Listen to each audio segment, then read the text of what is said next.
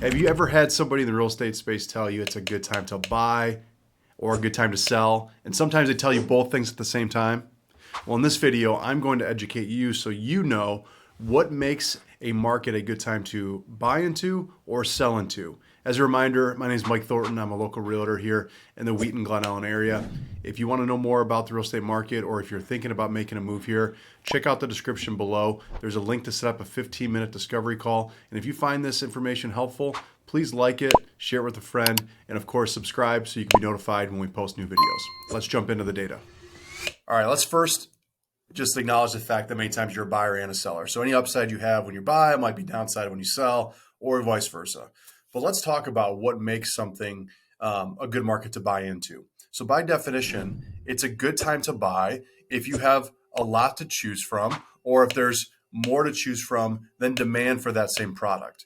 On the flip side, it becomes a good time to sell if there's limited inventory and more buyers than sellers in the market. Again, this is a market like anything else. And the supply and demand dynamics is how you would define something as a good market to buy or sell into. What we have here is a snapshot of Altos Research, which is a great resource for you. And you go back and you can see annually, this is the total inventory for sale in the US. And I guarantee your local market mirrors something like this. You can see these very clear patterns other than COVID when inventory just continued to dive straight down. But we've kind of fallen back into that same type of pattern ever since late 2021. And what this shows us is that inventory is the lowest it will be basically December, January. And then in January, you'll start seeing an inventory pick up, which will peak midsummer before it starts trickling back down again.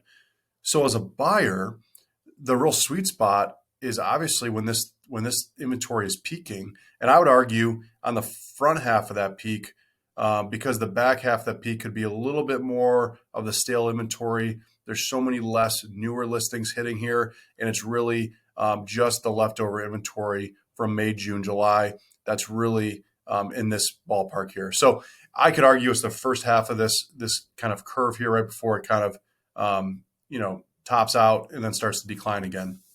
So as a buyer, you have the most to choose from May, June, July. Now as a seller, you actually are in a very good position here in January, February, March before this inventory really starts to pick up.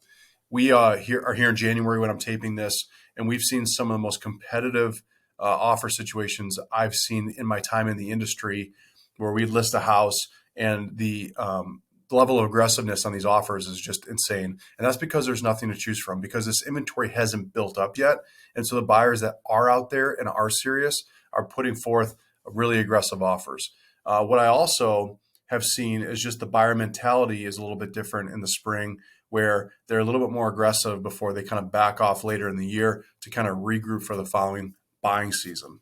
So by definition, the best time to buy is most likely May, June, July, August, where the best time to sell is more so January, February, March. Hope this is helpful. Would love to hear your thoughts in the comments below. And at the end of the day, if it's the right time for your family, it's the right time. We're splitting hairs here. And again, any upside you have on one side is probably downside on the other if you're buying and selling. So at the end of the day, probably don't need to overthink it too much.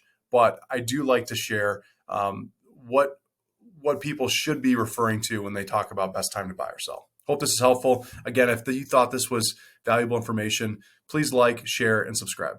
Talk to you next time.